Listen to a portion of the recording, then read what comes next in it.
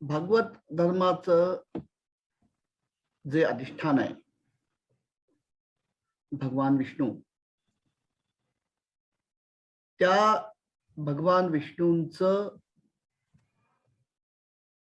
गोकुळामधलं जे अवतार कार्य आहे, ज्याला बालकृष्ण असं आपलं नाव आपण देतो, ते कृष्ण चरित्र या परंपरेतल्या संत महंतांनी कशा पद्धतीने वर्णन केलेलं आहे त्याचा आपण मागोवा घेतो. आपण सुरुवात जी केलेली आहे ती निवृत्तीनाथांपासून केलेली आहे. जे रूपवर्णन आहे कृष्ण स्वरूपाचं, त्या निवृत्तीनाथांनी केलेल्या कृष्ण रूप वर्णनाचे काही विशेष आपण आतापर्यंत बघत आहोत.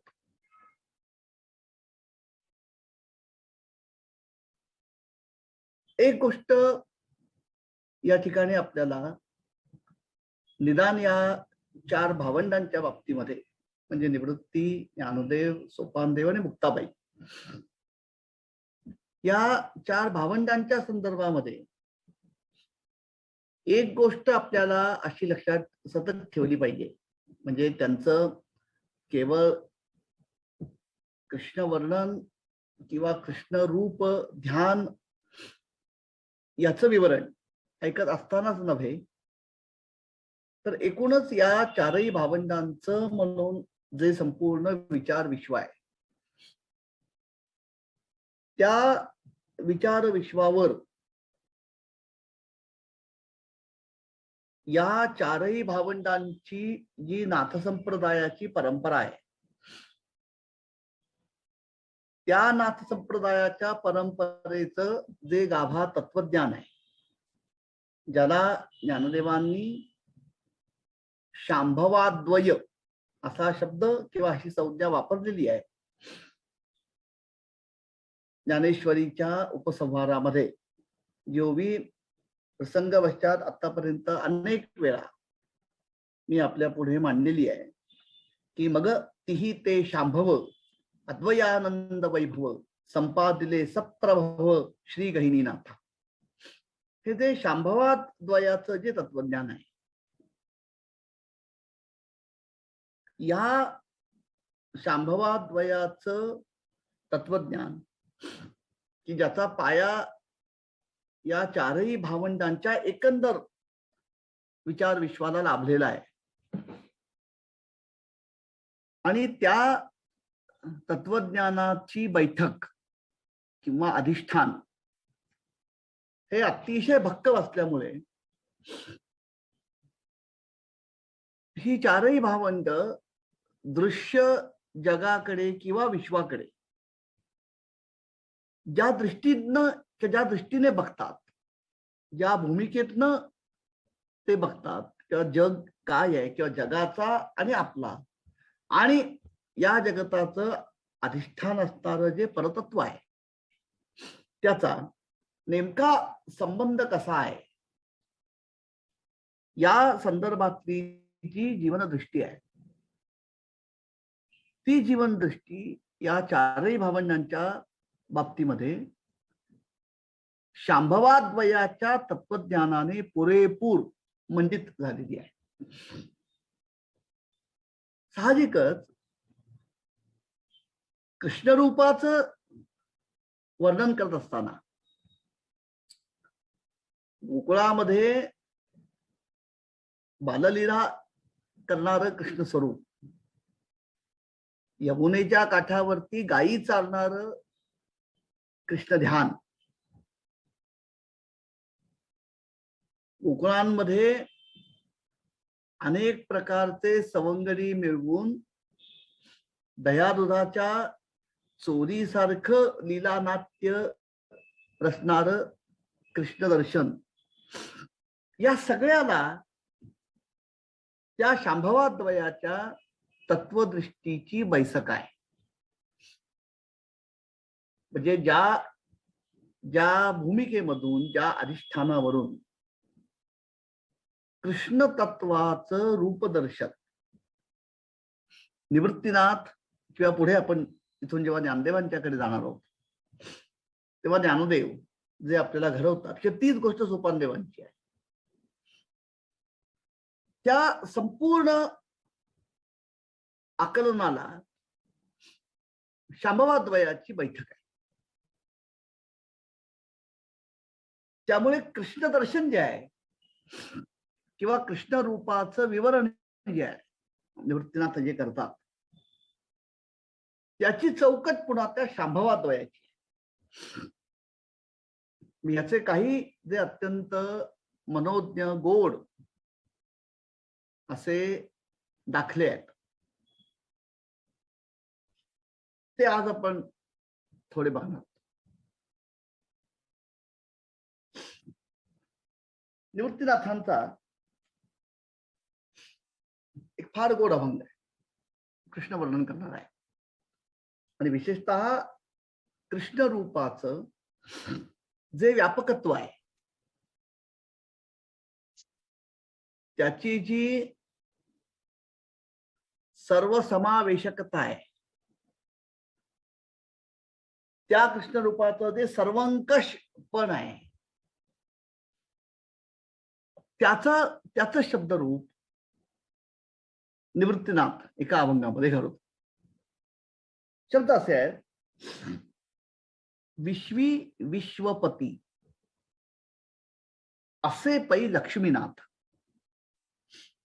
आपणची समर्थ सर्वारूपी. प्रत्येक शब्द बघा, विश्वी विश्वपती. पती हा जो शब्द आहे ना, याला अर्थांतराच्या अनंत छटा आहेत. तुमच्या माझ्या परिचयाचा साधा व्यवहारातला पती हा जो अर्थ आहे तो नवरा, या एकाच परिमाणाकडे पती या शब्दाचे आपण बघतो. पण पती याचा अर्थ कुठेतरी नियंत्रक, नियामक, एका अर्थाने शासक, नियमन करणारा, हे ह्या ज्या अर्थजटा आहेत प्रमुख. उदाहरणार्थ आपण म्हणतो की लोकसभेचे किंवा विधानसभेचे सभापती,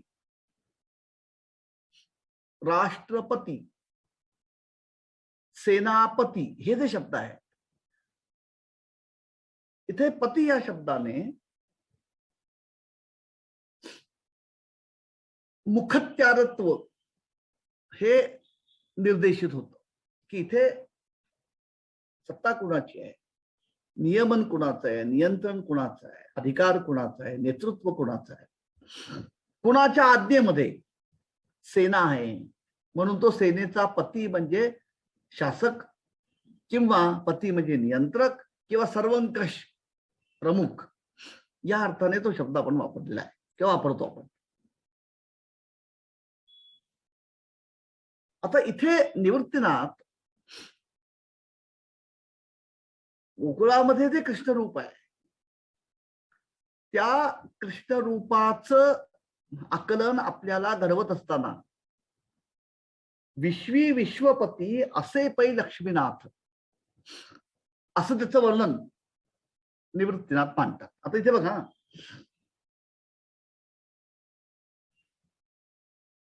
विश्वी विश्वपती, विश्वी म्हणजे विश्वामध्ये, विश्वाला व्यापून अंतर्बाह्य, तसं तुकोबांचा एक अभंग जो अनेक वेळा आपण या संदर्भामध्ये बघतो किंवा बघितलेला आहे की आता हरी बाहेर हरी, हरीने घर कोण दिले, हरीने कामाघातला चिरा वित्तवरा मुकविले. किंवा ही गवळण जी आहे ही मी यापूर्वी आपल्या या अभ्यास वर्गामध्ये प्रसंगोपात एक काही ठिकाणी निर्देशित केलेली होती.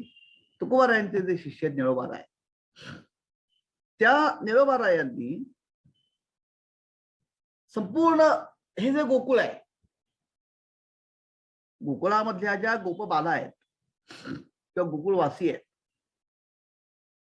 त्यांचं संपूर्ण अस्तित्व कृष्ण तत्वाने कसं व्यापलेलं आहे सर्वंकषपणे, त्याचं मनोज्ञ वर्णन करताना निळोबारायांची फार सुंदर गवळण आहे की बोलती चालती देखती ऐकती सर्वत्र श्रीपती त्यांचे दृष्टी. सासुरे माहेर सासू सासरा दीर देखती त्या भ्रतार हरीच्या रूपे. निळा म्हणे त्यांचे संपत्ती वैभव पशुआदिक सर्व झाला कृष्ण. हे यापूर्वी पण मी ही गवळण उद्धृत केलेली होती. त्याचं कारण हे जे सर्व व्यापकत्व आहे त्या कृष्ण तत्वाचं, त्या सर्व व्यापक अनाम आरूप निरवयव अचिंत्य अनंत अमित अशा तत्वाचं इंद्रिय गोचर गोड स्वरूप म्हणजे कृष्ण. हे जे नातं आहे, हे नातं म्हणजे शांभवाद्वयाच्या बोधाचं सारभूत तत्व आहे. निवृत्तीनाथ ते रूप बोलले नंदा यशोदे सार वसुदेव बिढार भाग्य योगे. वसुदेव आणि यशोदेच्या बिढारामध्ये जे घरी त्यांचं भाग्य म्हणून जे बाळकृष्ण रूप नांदताय खेळताय, ते स्वरूपतः कसं आहे तर विश्वी विश्वनाथ झाला, विश्वपती झाला पै किंवा असे पै लक्ष्मीनाथ आपणची समर्थ सर्वारूपी. आता बघा, हे जे विश्वी विश्वपती ही जी शब्द योजना केलेली आहे, याच्यात एक सूचन आहे आणि ते सूचन असं आहे की जे अनाम अव्यक्त अमेय असं जे तत्व आहे,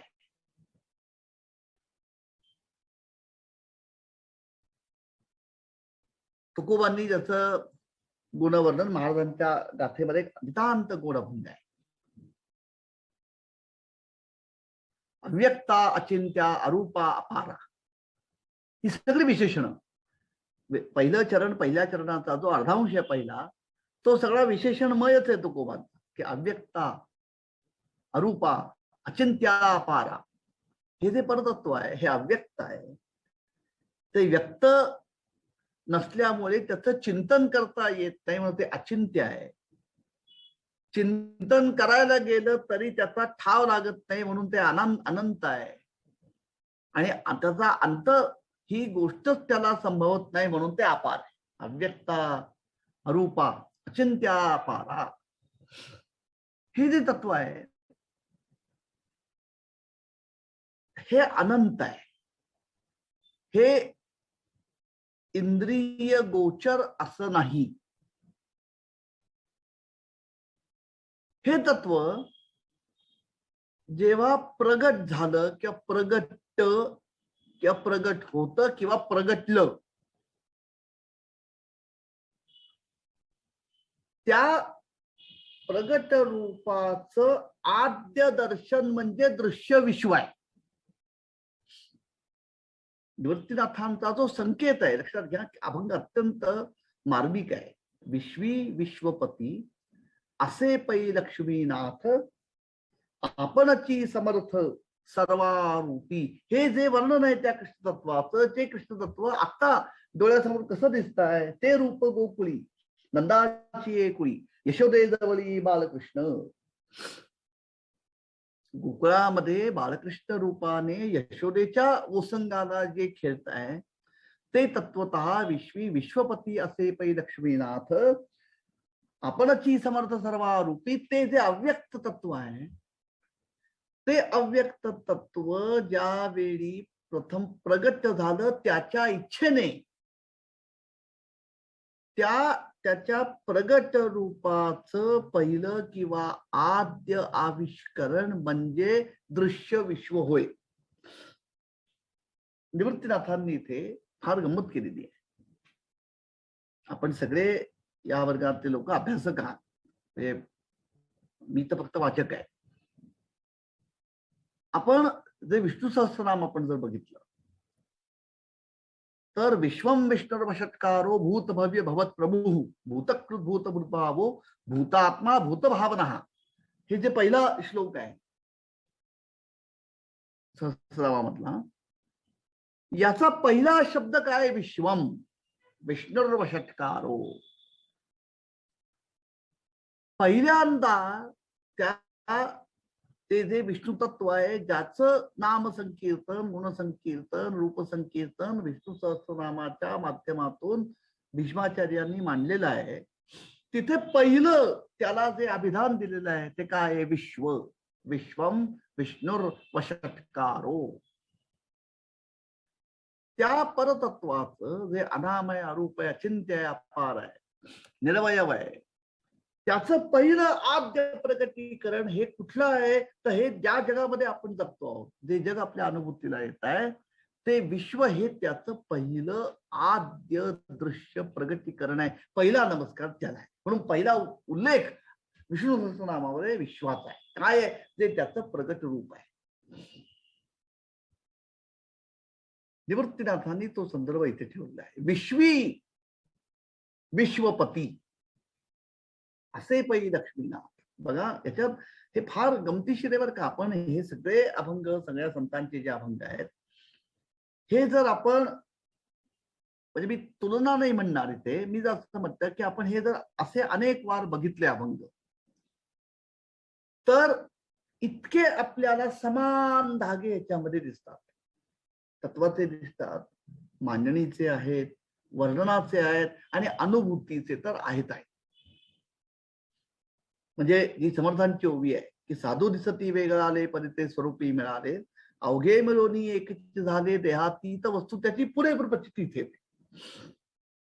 विष्णू सहस्रनामामध्ये पहिला उद्गार, पहिला निर्देश, पहिलं वंदन जे आहे ते त्या परतत्वाच्या आद्य अशा प्रगट स्वरूपाला म्हणजे विश्वाला आहे. कारण तो मुली प्रगट झाला, त्याने आकार धारण केला, त्याने रूप धारण केलं, त्याने गुण धारण केले, त्याने तो जे निरुपाधिक होते ते सोपाधिक बनलं. ते कुठली उपाधी पहिली आहे किंवा कुठलं पहिलं ते माध्यम आहे प्रगटीकरणाचं? तर विश्व.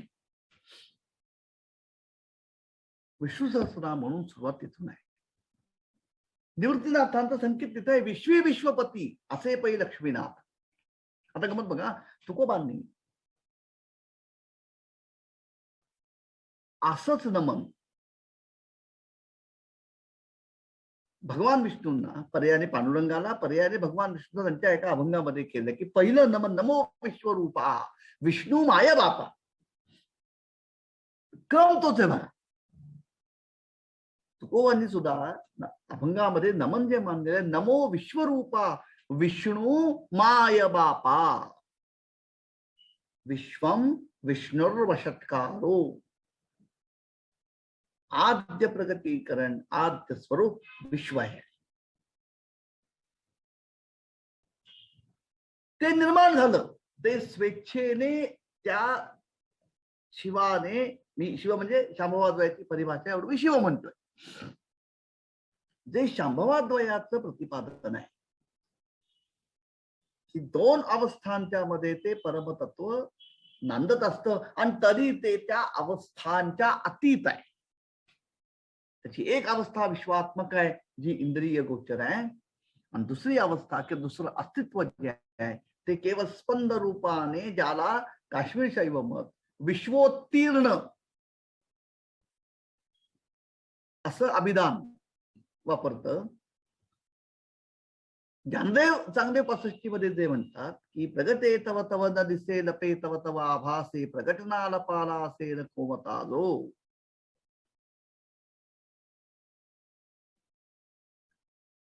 ही अवस्था कशी आहे की ते परतत्व पूर्णपणे स्वतंत्र आहे, स्वायत्त आहे. त्याला वाटतं तेव्हा ते त्याचं रूपांतर आणि अवस्थांतर घडवून आणत असतं. त्याला त्याच्या विश्वोत्तीर्ण रूपाचा कंटाळा आला की ते विश्वात्मक होऊन प्रगट्य म्हणून त्याचं पहिलं आद्य आविष्करण विश्व आहे. आणि मग हाही मी अभंग अनेक वेळा आपल्या पुढे मांडलेला आहे की जीवाशिवाचे भातुके केले क्रीडा या कौतुके, कैची येथे लोके हा आभास अनित्य, किंवा वस्तू वस्तुत्वे खेळो ये ऐसी. ज्ञानदेवाने अमृतानुभवामध्ये ते वर्णन केलेलं आहे की सागर आणि सागराच्या लाटा यांचा परस्परांशी जो विलास चाललेला आहे, जी क्रीडा चाललेली आहे, ते कसं आहे, पाणी तळपे कौतुके येरविते पाणी.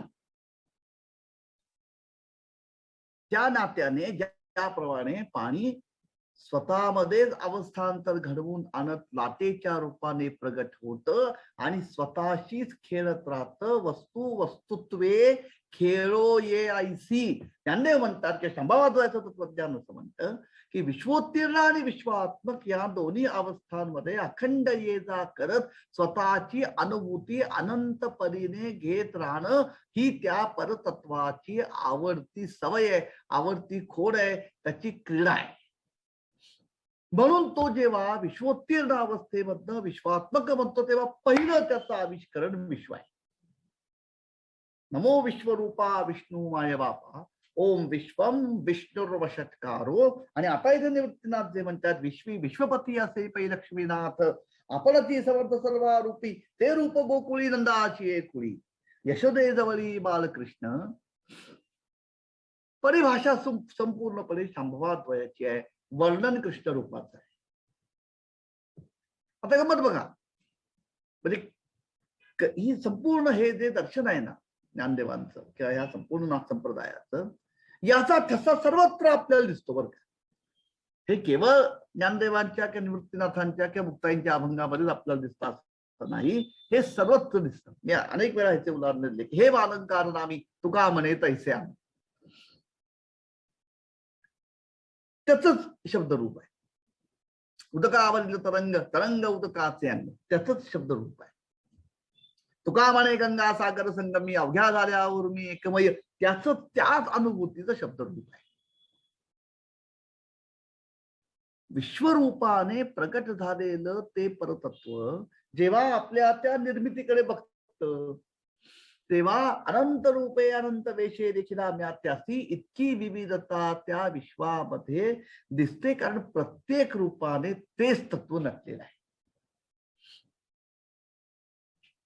आपलंच स्वरूप प्रगट जेव्हा विश्वात्मक दिसतं त्या परतत्वाला, तेव्हा विश्वामध्ये दिसणाऱ्या प्रत्येक आकारामधनं, प्रत्येक रूपामधून, प्रत्येक ठिकाणी जे जे गुणांचं प्रस्थापन झालेलं आहे, त्या गुणाच्या माध्यमातून आपल्याला अनुभूती, स्वतःचीच अनुभूती वेगवेगळ्या माध्यमातून घेत राहणं, ही जी त्या परतत्वाची आवडती खूण आहे किंवा आवडती खोड आहे किंवा आवडता छंद आहे, हा शब्द त्याच्यात जास्ती चांगला आहे, तो फेडण्यासाठी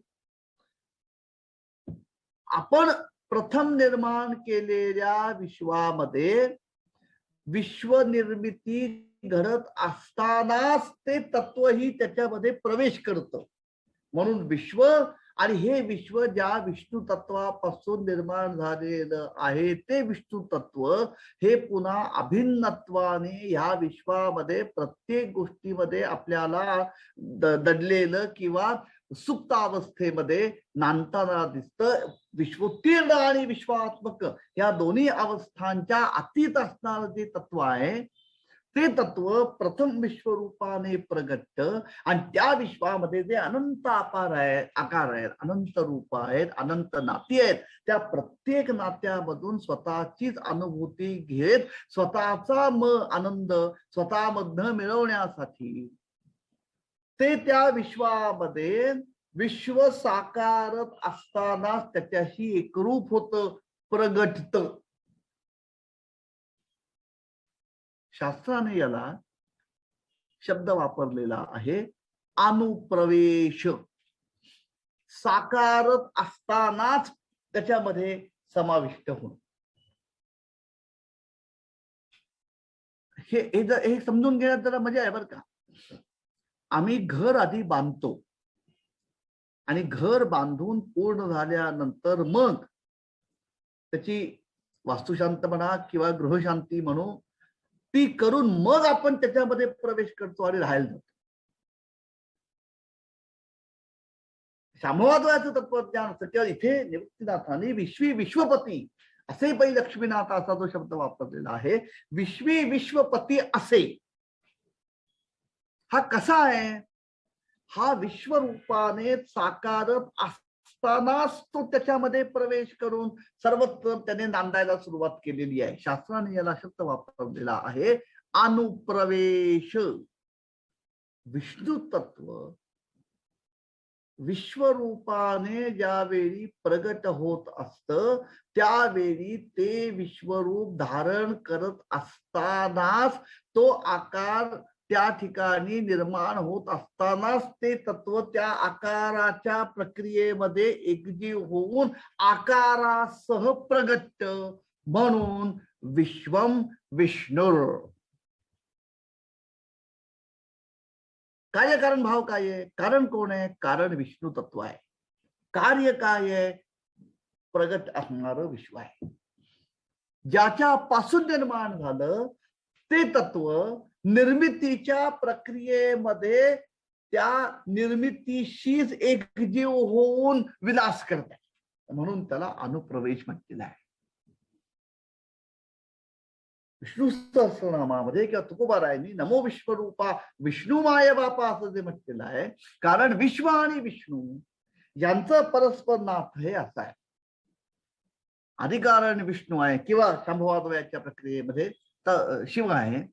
त्याच आविष्करण, त्याच रूपांतरण, त्याने स्वतःच घडवून आणलेलं प्रगटीकरण म्हणजे विश्व आहे. पण हे प्रगतीकरण होत असतानाच तो त्या प्रक्रियेचा भाग बनून ते तत्व त्या निर्मितीमध्ये सुद्धा पुन्हा अभिन्नपणे नांदायला लागतं. निर्माता निर्मिती बरोबर अनुप्रवेश करून विश्वरूपाने प्रगट. ते रूप गोकुळी नंदाची एकुळी. यशोदे जवळी बालकृष्ण हे जे बालकृष्ण रूप आहे ना, निवृत्तीनाथ म्हणतात अहो हा मूलतः आता दिसतोय तो यशोदेच्या मांडीवरती खेळताना. आता आहे तो गोकुळामध्ये, मी नाकारत नाहीये, पण तो मुळात कसा आहे? विश्वी विश्वपती असे पै लक्ष्मीनाथ. लक्ष्मीनाथ म्हणजे विष्णू. तुका म्हणतात ना, पाय लक्ष्मीचे हाती तिसे यावे का कुळती, वेगे आणावा तो हरी मग दीनाते उठली. आमच्या आता काकड्याचे सगळीकडे काकड आरतीचे अभंग म्हणजे काकड आरती सुरू आहे. काकड आरतीमध्ये आमच्या संप्रदायामध्ये जी पहिली मालिका आहे अभंगांची, त्यातला जो अभंग आहे की गरुडाचे पायी ठेवू वेळोवेळा डोई, वेगे आणावा तो हरी मद दीना ते उद्धरी, पाय लक्ष्मीचे हात तिस यावे का कुलती, तुका म्हणे शेषा जागे करा ऋषिकेशा जो अभंग आहे. इथे लक्ष्मीनाथ नामाने विष्णू तत्वाचं निवृत्तीनाथ सूचन करतात. जे विष्णू तत्व ते रूप गोकुळी नंदाची एकुळी, यशोदोय जवळी बालकृष्ण असं जे रूप आहे अहो ते त्याचं लघुरूप आहे.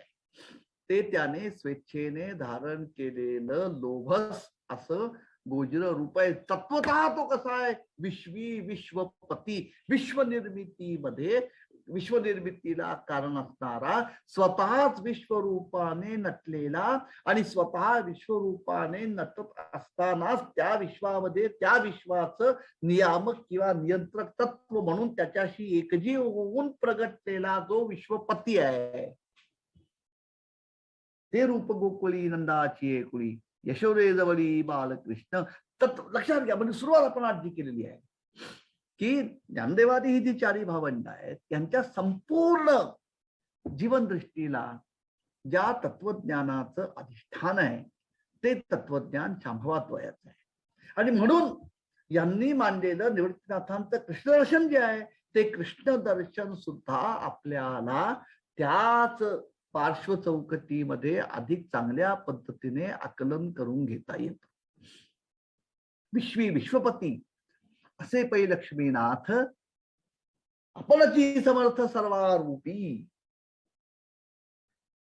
सर्व रूपाने तोच नटलेला आहे आणि म्हणून त्याच्याच अनंत रूपांपैकी एक रूप, ते रूप गोकुळी नंदाची कुळी यशोदे जवळी बालकृष्ण.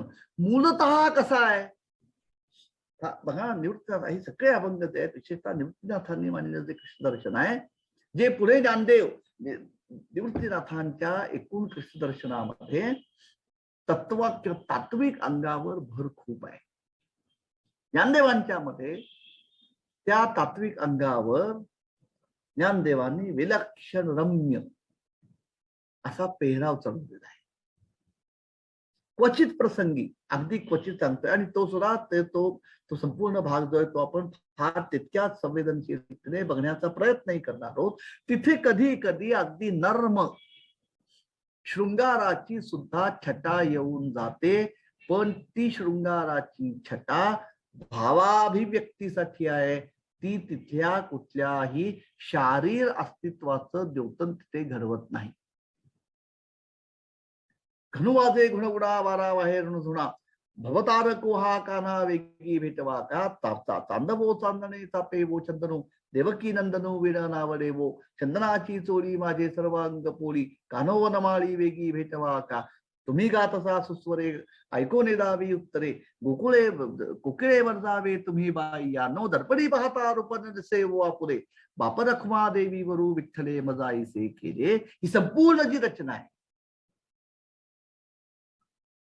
इथे जी शब्दकला आहे, पहिली गोष्ट ती अत्यंत रम्य आहे, फार गोड, आणि ज्याला आपण पराकोटीची चित्रमयता म्हणतो.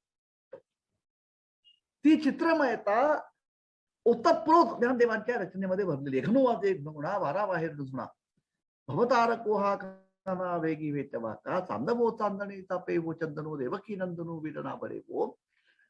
ही परिभाषा जी अत्यंत रम्य आहे, प्रसन्न आहे, त्या मानाने ही तुलना नाही बरं का. आपण वैशिष्ट्य जाणून घ्या. आपल्यामध्ये वारकरी वारसा विचारत या आपल्या अभ्यासक्रमाचा हेतू तो आहे की संपूर्ण जी विशाल परंपरा आहे, या परंपरेमधलं जे समान सूत्र आहे, ते समान सूत्र जाणून घेत असतानाच ते सर्वत्र एक सलग असणारं सूत्र प्रत्येक विभूतीने त्याच्या परीने किती रसमय करून सादर केलेला आहे, त्याचा परिचय करून घ्या.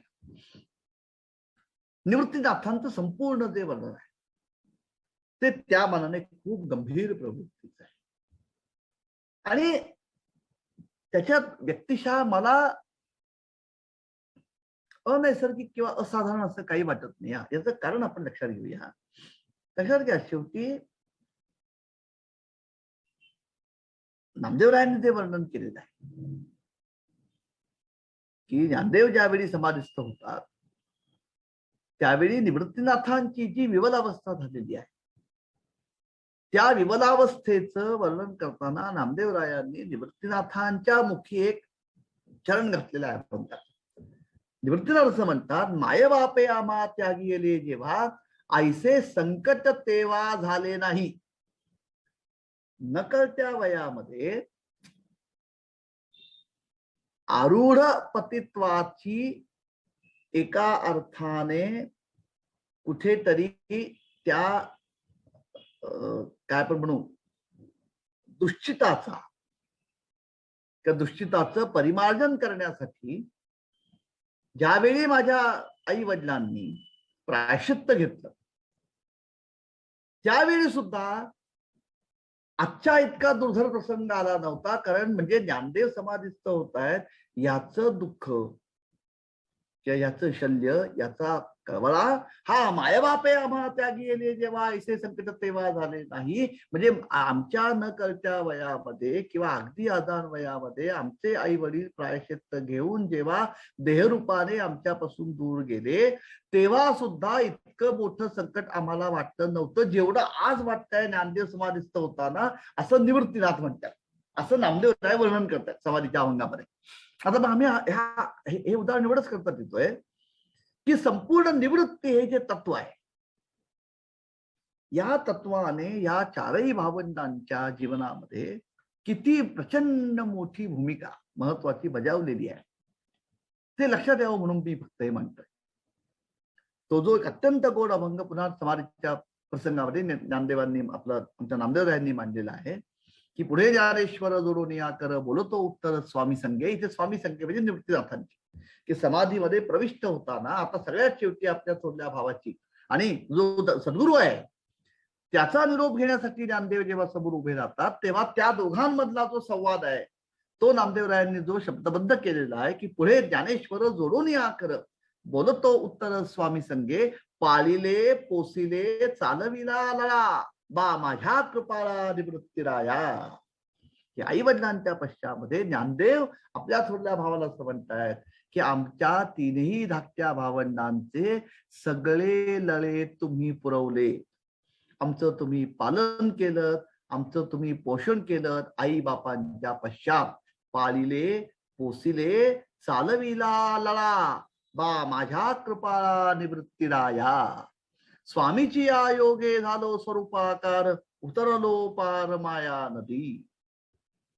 आणि आता तुम्ही आमचं लौकिक जीवनामधलं कल्याण तर तुम्ही बघितलंच, पण आमच्या पारलौकिक कल्याणाची सुद्धा शाश्वत अशी सोय आपण करून ठेवलीत. हे जे संपूर्ण निवृत्ती तत्वाचं ज्ञानदेवादी तीनही भावनांच्या जीवनामधलं जे स्थान आहे त्या निवृत्तीनाथांनी किती सोसलं असल्याची कल्पना करतो. त्यामुळे एकूण निवृत्तीनाथांची जी प्रकृती आहे, जे विचार विश्वातली प्रकृती आणि त्याचं जे अभंगामध्ये पडलेलं जे प्रतिबिंब आहे हे अत्यंत तत्वनिष्ठ, अत्यंत तात्विक, अत्यंत शुद्ध, तर्कशुद्ध आणि मी जे म्हणतोय की संपूर्ण निवृत्तीनाथांची संपूर्ण अभंग कला जी आहे ती अभंग कला अत्यंत गंभीर आहे, अत्यंत प्रौढ आहे. याचं कारण आई वडिलांच्या पश्चात धाकट्या तीनही भावंडांचं जीवन उभं करण्याचं जे अत्यंत कठीणतम असं काम, अशी जबाबदारी जी निवृत्तीनाथांच्या खांद्यावरती पडलेली आहे ती निभावत असताना ज्या धीरोदात्तपणे त्यांनी ते सगळे आघात पचवले त्याची परिणती म्हणजे त्यांचा अत्यंत मूळचा स्थायी भाव जो आहे तो अत्यंत गंभीर. ते सगळं गांभीर्य अभंगांच्या मध्ये उमटलेलं आहे की विश्वपती असे पै लक्ष्मीनाथ आपण ती समर्थ सर्वारूपी. हे जे शब्द आहेत तसे या शब्दांमधली जी अर्थमयता आहे ती अत्यंत गंभीर आहे, अत्यंत गहन आहे. गहन म्हणजे खोल या अर्थामध्ये. आणि त्याला जे संपूर्ण आवरण आहे किंवा वेष्टन आहे किंवा चौकट आहे ती सगळी संभवात व्हायची की जे बालकृष्ण रूप यशोदेजवळ नांदताय अहो ते कसं आहे, सर्वागती नांदे एकरूप सत्ता. आपणची तत्वता सर्वारूपी एकच तत्व. पुन्हा शांभवाद्वयाचं जे गाभा तत्व आहे कृपा करून त्याचा या ठिकाणी या अभंगामध्ये मी या अभंग केवढा करता घेतलाय कारण सगळी चौकट इथे शांभवाद्वयाची आहे. संपूर्ण निवृत्तीनाथांनी मांडलेलं जे कृष्णदर्शन आहे त्या कृष्णदर्शनाची सगळी परिभाषा जी आहे ती शांभवाद्वयाची. एकच एक अंतिम असणार तत्व, या विश्वाचं अधिकारण असणार जे शिवतत्व आहे, जे शांभवाद्वयाच्या प्रतिपादनानुसार शक्तिमय शिव असा आहे. जी एका वीण नक्की जे तृणाचेही निर्माण, जिही दोघे जीव प्राण जिया दोघा, असं ज्यांच्या परमाईक्याचं वर्णन ज्ञानदेवानी अमृतानुभवाच्या पहिल्या प्रकरणामध्ये मांडलेलं आहे. ते शक्तिमय शिव आणि शिवमय शक्ती हे जे तत्व आहे हे कसं आहे, सर्वागती नांदे एकरूप सत्ता. ज्ञानदेवानी असाच शब्द वापरला हरिपाठामध्ये बघा. सर्वागती राम देहादेही एक सूर्यप्रकाशक सहस्रश्मी, ज्ञानदेवा चित्ती हरिपाठ नेमा मागील या जन्मा मुक्त झालो, सर्वागती राम देहादेही एक. प्रत्येक आकार घेऊन ते तत्व नटलेलं आहे. सर्वागती नांदे एकरूप सत्ता, एकच एक तत्व आहे. इथे सत्ता याचा अर्थ अस्तित्व. अधिकारण या विश्वाचं जे आहे ते एकरूप, एकमात्र, एकमेवा द्वितीय असं असणार ही जी सत्ता आहे ही कशी आहे? सर्वागती नांदे. आपणची तत्वता सर्वारूपी. आकार त्याने त्याच्या रुची वैचित्र्याप्रमाणे धारण केलेले आहे.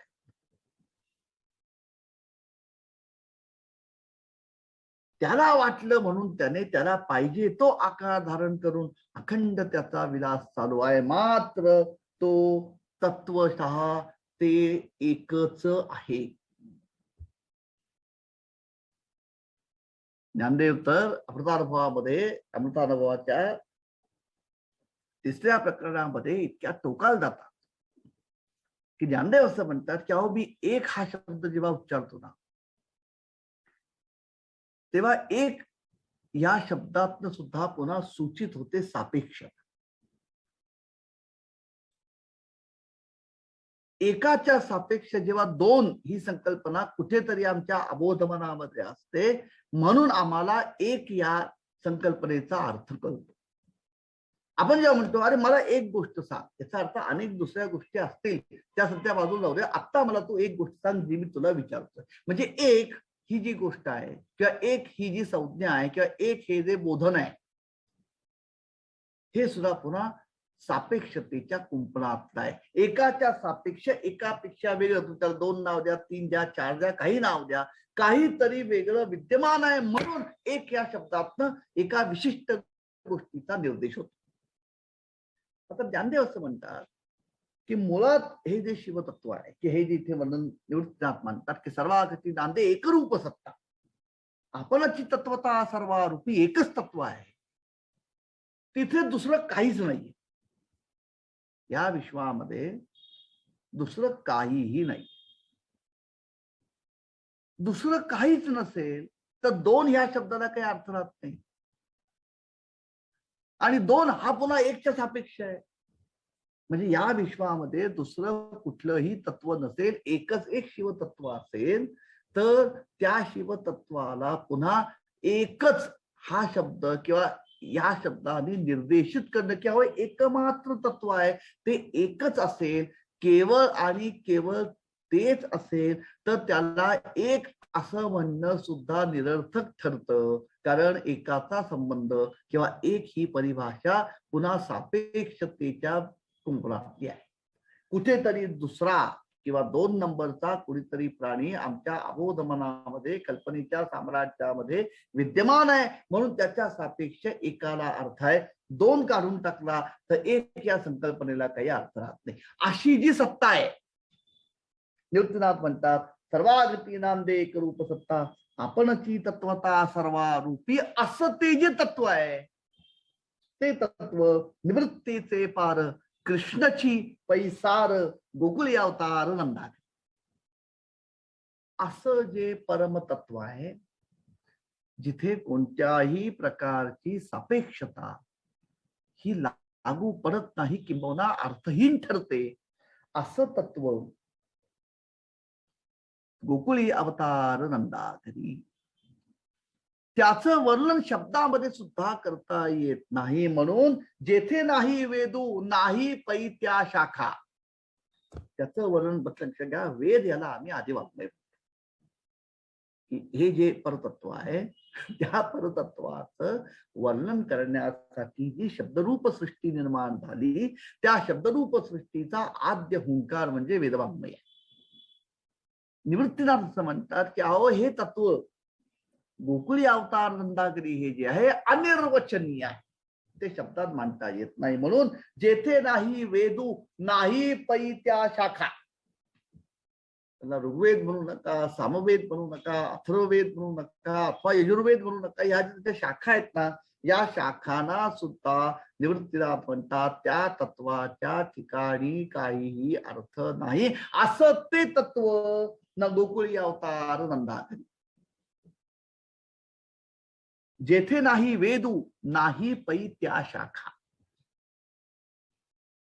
शब्द इथे लक्षात घ्या, वेद म्हणजे केवळ हे 4 वेद नाही, किंवा संहिता, ब्राह्मण ग्रंथ, आरण्यक आणि उपनिषद, या सगळ्या म्हणजे संहिता, ब्राह्मण ग्रंथ, आरण्यक आणि उपनिषद या सगळ्या वाङ्मयाच्या संभाराला मिळून वेद नावाची जी एक सर्वसमावेशक संज्ञा आहे, हे शब्द, हे अंतिमता काय आहे, हे शब्द आहे, हे शब्द भांडार आहे, हे शब्दाचं अस्तित्व आहे, हे शब्दाचं विश्व आहे.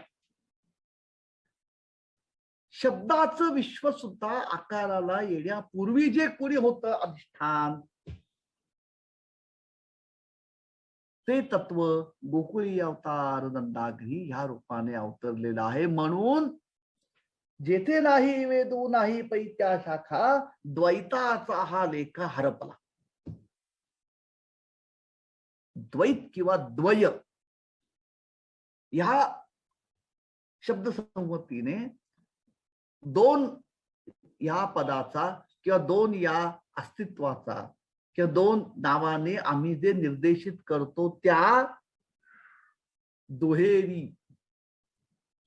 दुपेरी वस्तूचा अस्तित्वाचा निर्देश होतो. दोन नाहीचे, दोन या शब्दाला निवृत्तीनाथ म्हणतात आता इथे अर्थच नाही, कारण इथे दुसरा पदार्थ नावाला सुद्धा सापडत नाही. म्हणून त्याचं वर्णन करण्याची शब्दसृष्टी जन्माला येण्याच्या आधी जे अधिष्ठान होतं, ते अधिष्ठान जे तत्व आहे ते हे गोकुळी अवतार नंदाघरी, जेथ नाही वेदू नाही पै त्या शाखा, द्वैताचा हा लेखा हरपला, ते रूप वळले नंदा यशोदे सार.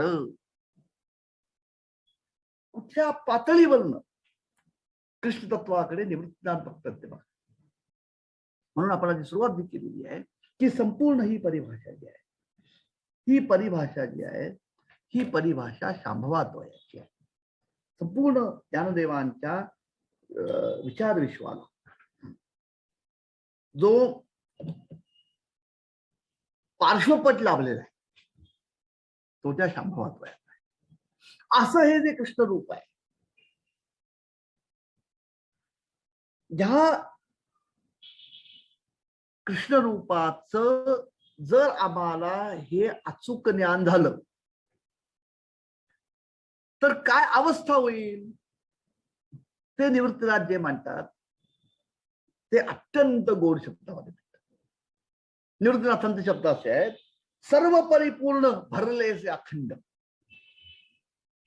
हा गोकुळामध्ये रांगणारा, चोरी करणारा, गोकुळीच्या ओसंगी लपणारा, चेंडू खेळणारा, माती खाणारा हा जो बालकृष्ण आहे ना, अहो हे त्याचं लढीवाळ रूप त्याने इच्छेने धारण केलाय. वस्तुतः तो कसा आहे, सर्व परिपूर्ण भरलेसे अखंड.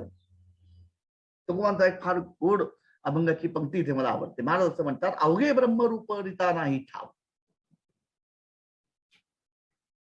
अनुभर सुद्धा रिकामी जागा सापडत नाही जिथे हा भरलेला नाही. सर्व परिपूर्ण भरलेसे अखंड, त्या माझी ब्रह्मांड अनंत कोटी.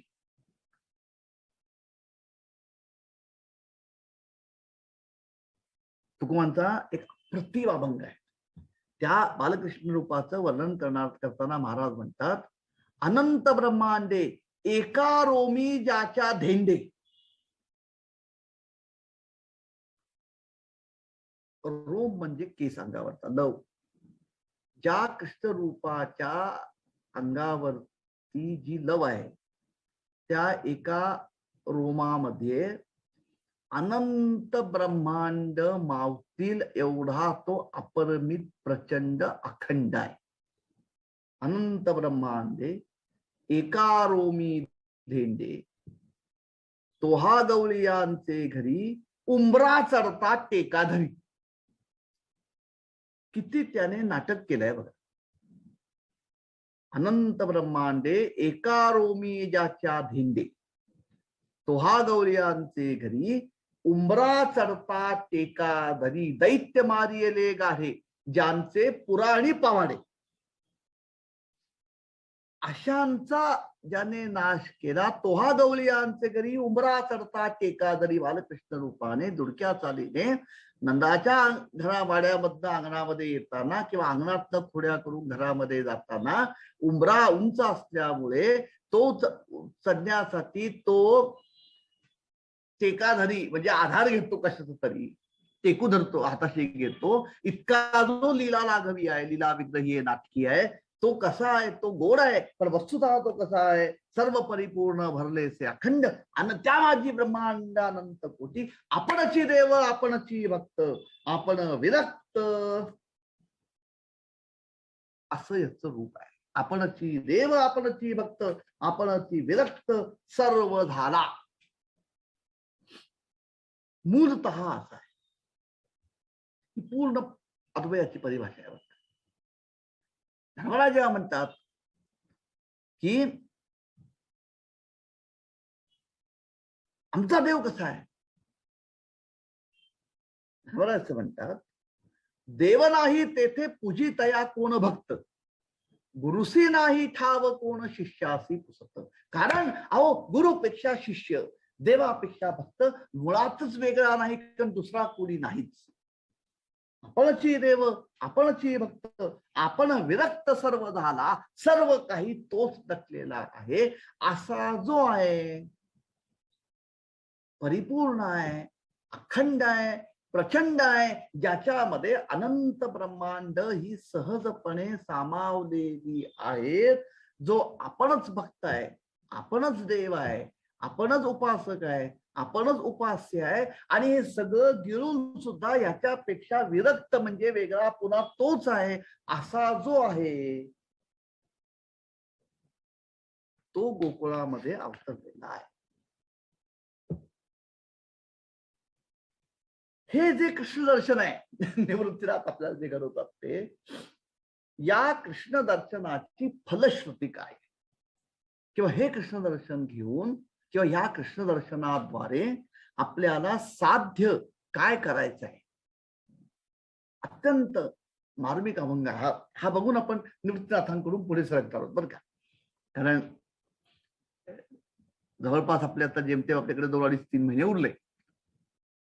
हे जे कृष्ण दर्शन आहे, ह्या पातळीवरनं कृष्ण दर्शन जर आपल्याला घडलं आणि ते आपण घेतलं, तर त्याचा आपल्या अंतःकरणावरती उमटणारा किंवा कोणता बोध उमटावा अशी निवृत्तीनाथांची अपेक्षा आहे. तो अभंग या संपूर्ण मालिकेमध्ये निवृत्तीनाथांनी जो घातलेला आहे तो अत्यंत मार्मिक आहे. निवृत्तीनाथ असं म्हणतात, हरी हेची खूण सांगितली आम्हा. काय खूण सांगितली? जनवन समा वर्ता तुम्ही.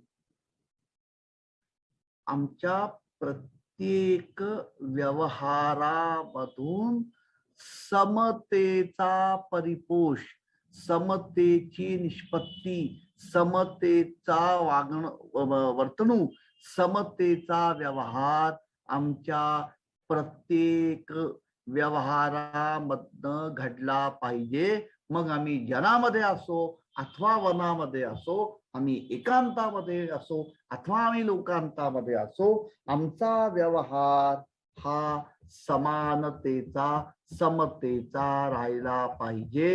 ही खूण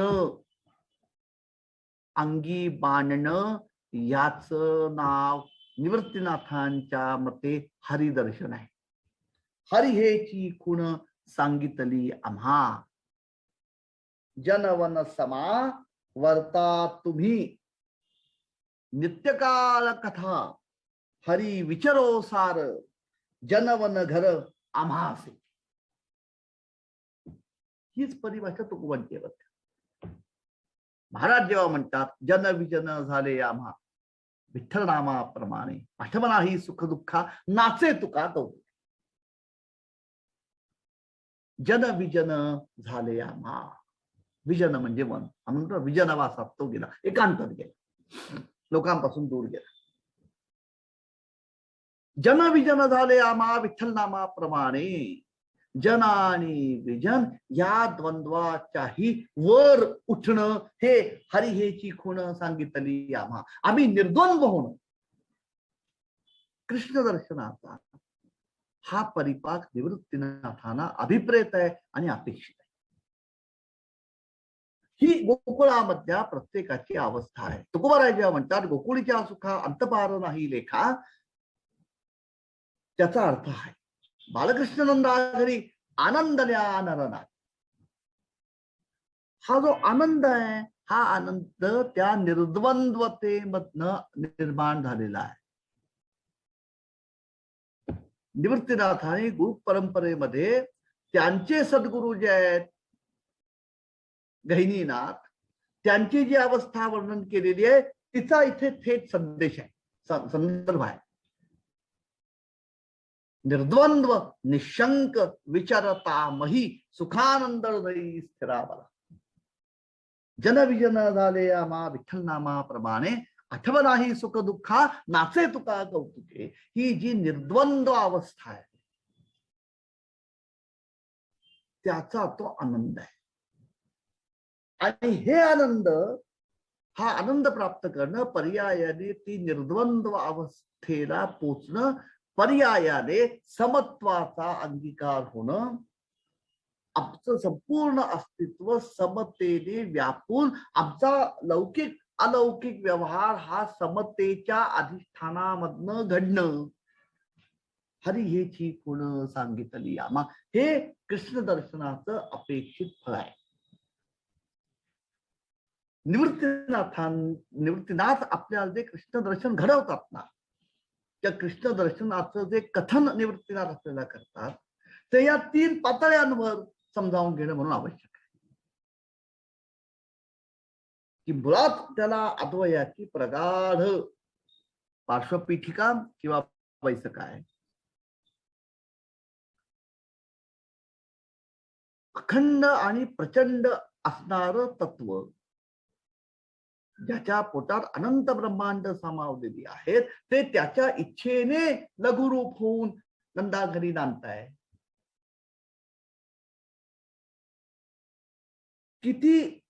किती पद्धतीने निवृत्तीनाथ ते सांगतात हे बघण्यासारखं आहे बघा. आणि असं जे रूप आहे, असं जे कृष्ण दर्शन आहे, ते कृष्ण दर्शन, ते कृष्णत्व, ते कृष्ण रूप जर आम्हाला पुरेपूर कळलं तर त्या कृष्ण रूपाचं सम्यक आकलन झाल्याची जी खूण आहे ती खूण आपल्याला आपल्या ठिकाणीच कळते. ती दुसऱ्या कुणी येऊन सांगावी लागत नाही. ती खूण ही आहे हरी हेची खूण सांगितले आम्हा. जनवन समावर्ता तुम्ही. समत्व हा त्या कृष्ण दर्शनाचा गाभा आहे. निवृत्तीनाथांनी मानलेलं जे कृष्ण दर्शन आहे त्या कृष्ण दर्शनाची ही त्रिविध वैशिष्ट्ये आहे की केवळ विश्व आणि विश्वात्मक देव यांचं नातं निवृत्तीनाथ सांगत नाहीत. विश्व आणि विष्णू तत्व यांचं अनुकरण किंवा अनुप्रवेश निवृत्तीनाथ स्पष्ट करतात. आणि सगळ्यात महत्वाची गोष्ट म्हणजे या कृष्ण दर्शनामुळे कोणत्या अवस्थेला आपण जाणं अपेक्षित आहे त्याचंही सूचन निवृत्तीनाथ करतात की हरी याची कोण सांगितली आम्हा. जनवना समा वर्ता तुम्ही. ते समत्व करणं हे कृष्ण दर्शनाचं सार आहे. त्या ठिकाणी आपण आज थांबूया. पुढच्या आपल्या चर्चेपासून आपण ज्ञानदेवांचं किंवा ज्ञानदेव जे कृष्ण दर्शन आपल्याला घडवतात त्याचे अंतरंग किंवा त्याचे काही पैलू निहाळण्याचा प्रयत्न आपण आपल्या पुढच्या भेटीपासून करूया.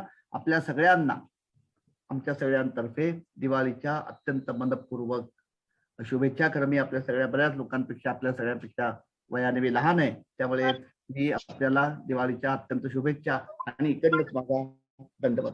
नमस्कार. विश्वात्मके देवे येणे वाग्यज्ञे तोषावे तोषोनी मजद्यावे पसाय दान जे खळांची व्यंकटी सांडो तया सत्कर्मी रतिवाडो भूता परस्परे पडो मैत्र जीवाचे दुरितांचे तिमिर जाओ विश्वसधर्म सूर्य पाहू जो जे वांछिल तो ते लाहू प्राणी जात वर्षत सकळ मंगळी ईश्वर निष्ठांची मांदियाळी अनवरत भूमंडळी भेट तू भूता चला कल्पतरूंचे आरव चेतना चिंतामणींचे गाव बोलते जे अर्णव पियुषाचे चंद्रमेचे अलांछन मार्तंडचे तापहीन ते सर्वाही सदा सज्जन सोयरे होतु किंबहुना सर्व सुखी पूर्ण होनी तिन्ही लोकी भजी जो आदि पुरुखी अखंडित आणि ग्रंथोपजीविये विशेषी लोकी दृष्टा दृष्ट विजये होवावेजी येथ म्हणे श्री विश्वेश्वराव हा होईल दान पसावो येणेवरे ज्ञानदेवो सुखिया